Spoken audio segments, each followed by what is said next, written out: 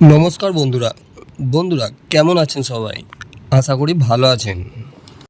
বন্ধুরা, আমাদের রাজ্যের মুখ্যমন্ত্রী মমতা বন্দ্যোপাধ্যায় গত 29শে জুলাই বীরভূমের একটি সভা থেকে আনুষ্ঠানিকভাবে কৃষক বন্ধু প্রকল্পের টাকা উপভোক্তাদের ব্যাংক অ্যাকাউন্টে পাঠানোর শুভ সূচনা করেছিলেন।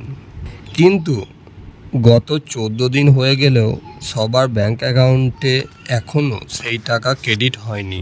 এতে বহু উপভোক্তা ভীষণ চিন্তায় পড়ে গেছেন এবং অনেকজন আমাকে কমেন্ট করে জানতে চেয়েছেন যে দাদা, যাদের এখনও কৃষক বন্ধুর টাকা ব্যাংক অ্যাকাউন্টে ঢোকেনি তাদের কবে টাকা ঢুকতে পারে তাদের ব্যাংক অ্যাকাউন্টে, নাকি সরকার থেকে সেই টাকা দেওয়া বন্ধ করে দিয়েছে।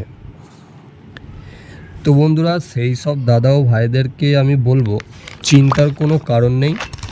কৃষক বন্ধুর টাকা সবার ব্যাংক অ্যাকাউন্টেই ক্রেডিট হবে।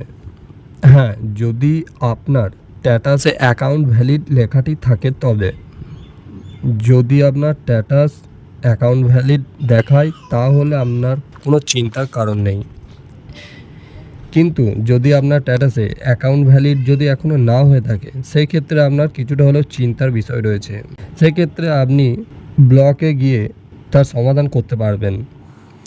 এদিকে 2 আগস্ট দেশের প্রধানমন্ত্রী নরেন্দ্র মোদী বারাণসীর একটি সভা থেকে পিএম কিষাণের টাকা উপভোক্তাদের ব্যাংক অ্যাকাউন্টে পাঠানোর অফিসিয়াল ঘোষণা করেছিলেন।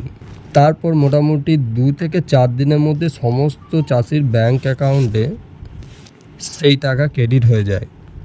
কিন্তু আমাদের রাজ্যের কৃষক বন্ধুর আজকে 14 দিন হয়ে গেলেও তার সমস্ত উপভোক্তার ব্যাংক অ্যাকাউন্টে এখনও পৌঁছায়নি।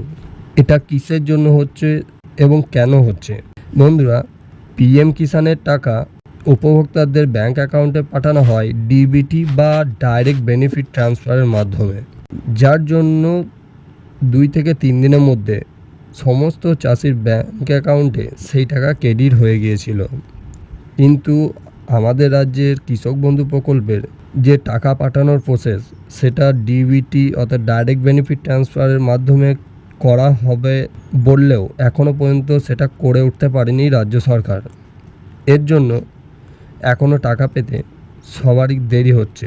আমাদের রাজ্যে কৃষক বন্ধু প্রকল্পের টাকা সেই গতানুগতিকভাবে প্রত্যেক জেলার যে ট্র্যাজেডি রয়েছে সেই ট্র্যাজেডির মধ্যে আস্তে আস্তে টাকা পাঠানোর প্রসেস শুরু হয়েছে।